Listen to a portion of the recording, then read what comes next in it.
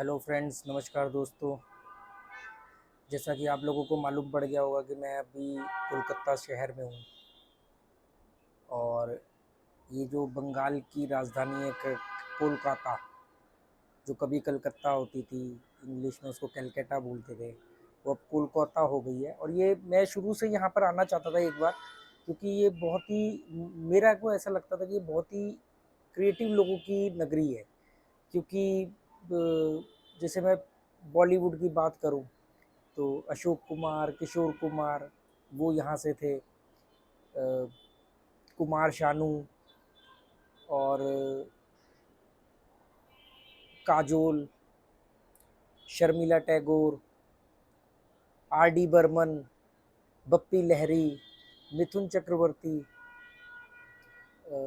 और हमारे कई बड़े डायरेक्टर, मतलब मैं कईयों के तो नाम भूल रहा हूँ अभी भी। वो सुजीत सरकार, बहुत सारे डायरेक्टर वगैरह, सिंगर यहाँ से रहे हैं।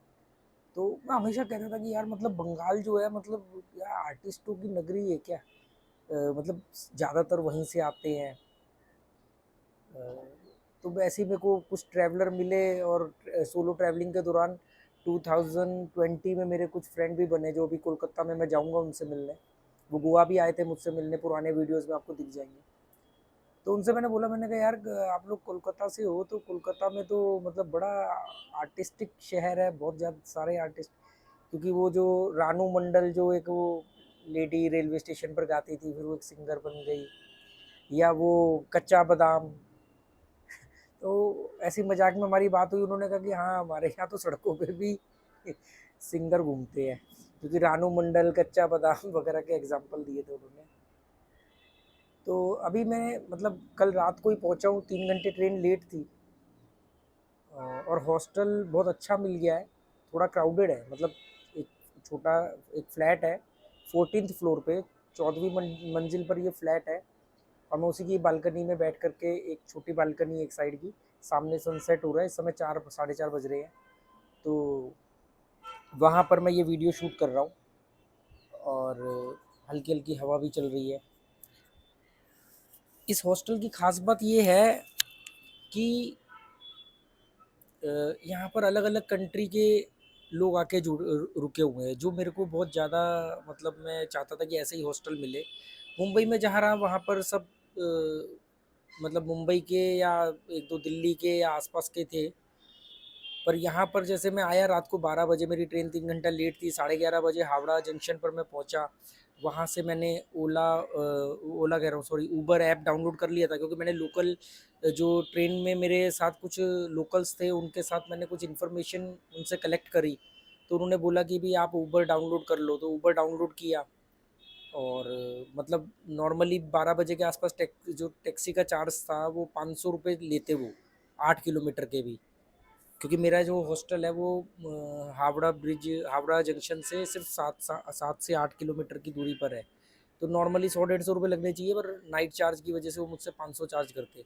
पर मैंने ऊबर डाउनलोड किया, और वहाँ पर बाइक का ऑप्शन आ रहा था, क्योंकि मैंने लगेज बहुत कम कैरी किया है। मेरे पास एक छोटा हैंड बैग है, और एक वो जो मैं जिम लेके जाता था बैग, वो जिम। इसके अलावा जो मैंने अभी कपड़े पहने, इसके अलावा मेरे पास 2 टी-शर्ट और 2 हाफ पैंट है। तो मैंने बाइक हायर करी। बाइक का उसने मेरे को बताया 63 रुपीज़। पर उसको उसका कॉल आया, कह रहा सर 63 रुपीज़ तो बनता है, पर अभी रात बहुत हो गई है, कुछ एक्स्ट्रा दे देना। तो मोटी बात ये कि मैंने उसको 100 रुपीज़ दिए, और उसने मुझे 20 मिनट के अंदर मेरे ये यहाँ पर रसल स्ट्रीट पे, मेरे ही हॉस्टल की बिल्डिंग के नीचे मेरे को उतार दिया। और तो 12 बजे मैं जैसे ही लिफ्ट में था, तो मुझे तभी 2 जैपनीज़ लड़के मिले। तो मैंने उनसे पूछा कि वो हॉस्टल का नाम लिया मैंने, वो वहीं के थे। उनसे बातचीत हुई। एक मेघालय की लड़की है, उससे बातचीत हुई। और भी बहुत सारे लोग हैं। दो चीगोस्लाविया वहाँ से है। और जर्मनी में जो मेरे साथ में जो लड़का रुका है साथ वाले बेड पे, वो जर्मनी का है, उससे भी अच्छी बातचीत हुई।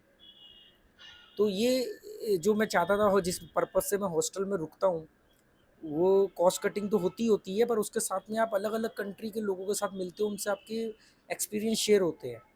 तो अभी 4 5 कंट्रियों के लोगों के साथ मिला हूँ, क्योंकि मेरा यहाँ पे लॉन्ग स्टे है, मतलब अभी मैं कुछ दिन और रुकूंगा। तो कुछ आज चेकआउट कर रहे हैं, कुछ नए लोग और आएँगे, तो बातचीत चलती रहेगी और जो भी एक्सपीरियंस मेरे को मिलेगा मैं आप लोगों के साथ शेयर करता रहूँगा। अभी मैं ऐसे ही थोड़ा थका हुआ था इसलिए मैं आज कहीं गया नहीं बाहर, बस अभी दोपहर को लंच करके अभी थोड़ा घूमते टहलते हुए आया हूँ। तो ये जो रसल स्ट्रीट, पार्क स्ट्रीट है, ये यहाँ का कलकत्ता का पॉश इलाका है और ये मुझे बिल्कुल कनॉट प्लेस वाली फ़ील दे रहा था। जो दिल्ली का कनॉट प्लेस है समझ लो सेम टू सेम वही फ़ील, उसी तरह की वाइट इमारतें, वही महँगे ब्रांड के शोरूम, वही पब, बार और उसके बाहर सिगरेट की शॉप्स, उसी तरीके से इम्पोर्टेड सामान की छोटी-छोटी शॉप्स, मतलब बिल्कुल कनॉट प्लेस वाला फ़ील आ रहा था। मुंबई का साउथ गोवा, दिल्ली का कनॉट प्लेस और कोलकाता का ये रसल स्ट्रीट या पार्क स्ट्रीट वाला जो पार्क स्ट्रीट वाला एरिया है, जहाँ मैं अभी घूम के आया, सेम वही फ़ील आ रहा था। तो पर हर शहर की एक अपनी वाइब होती है, एक अपनी महक होती है, एक अपनी आबो हवा होती है। तो वो मुझे डिफ़रेंस दिखा और 1-2 दिन में मैं उसको महसूस भी कर लूँगा। उससे क्या होगा कि जब भी सेम आबो हवा मेरे को कभी भी कहीं पर भी फ़ील होगी, तो तुरंत मुझे कोलकाता याद आ जाएगा।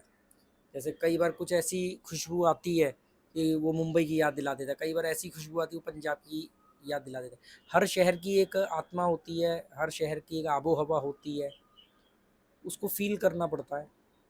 तो अभी फ़ील करेंगे और उस दौरान जो भी सीखूँगा, समझूँगा, आप लोगों के साथ शेयर करूँगा। अभी बहुत थका हुआ हूँ क्योंकि 31 घंटों का मैंने ट्रेन का सफ़र किया है। मुंबई से कोलकाता 27 से 28 घंटे लगते हैं पर 3 घंटे ट्रेन लेट थी और ट्रेन में भी पूरी नींद नहीं ले पाया था और रात को मैं यहाँ पे 2 बजे सोया हूँ और सुबह 7 बजे मेरी आँख खुल गई है। 600 रुपये की ये हॉस्टल है, मेरे को 600 रुपये का पर डे का हॉस्टल पड़ेगा इंक्लूडिंग ब्रेकफास्ट। नाम मत पूछना, अगर पूछ भी लोगे तो मैं जिस दिन ये हॉस्टल से चेकआउट करूँगा उसके बाद मैं आपको रिप्लाई कर दूँगा, क्योंकि बॉम्बे में 1-2 लोग आ गए थे हॉस्टल में मिलने, मैंने नाम शेयर करने के बाद 2 दिन रुका था और 1-2 लोगों को मैंने मना किया जो आना चाहते थे या मुझे अपने यहाँ बुलाना चाहते थे।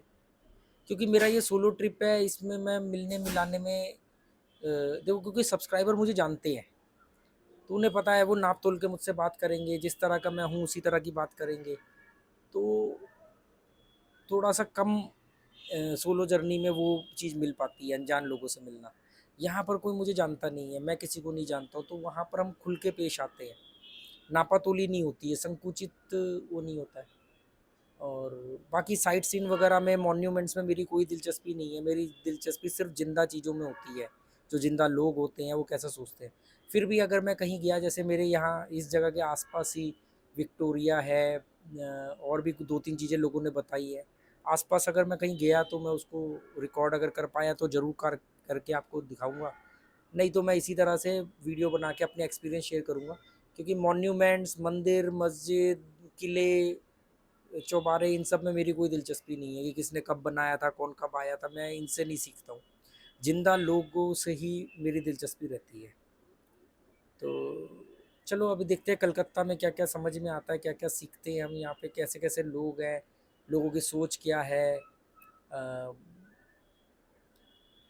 अच्छी बात मुझे ये लगी इस हॉस्टल में जितने भी फ़ॉरेनर्स से मेरी बातचीत हुई, वो सब ने कुछ चीज़ों को बड़ा सराहा। यूरोपियंस थे, कुछ जर्मनी के थे। एक तो मेरा लगेज बहुत छोटा था, दूसरा मेरी अनप्रिडिक्टेबल जर्नी, उसको वो बड़ा इम्प्रेस हुए।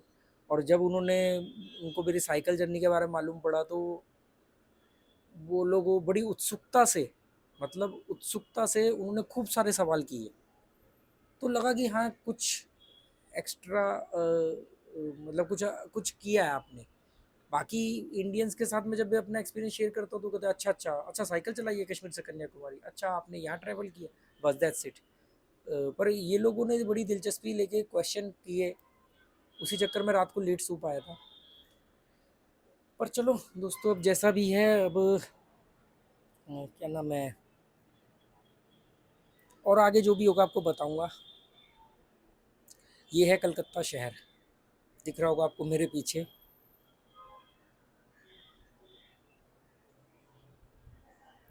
ये हम 14th फ्लोर से देख रहे हैं इस शहर को, 14th फ्लोर है ये। एक्चुअली में रात को जब मैं आया ना तो मैंने वो बाइक वाले ने मुझे उतारा, मैंने कहा यार 14th फ्लोर पर है, ये बिल्डिंग तो कम की है, पर एड्रेस सेम था। फिर देखा तो मालूम पड़ा कि आगे जो बिल्डिंग है वो 12 फ्लोर की है, उसी बिल्डिंग का एक हिस्सा पीछे वाले पर 2 फ्लोर और बनाए गए हैं। ये मैंने सुबह नोटिस किया। चलो बहुत थका हुआ हूँ, मेरी आँखों में आपको थकावट दिख रही होगी। Okay, goodbye, thank you.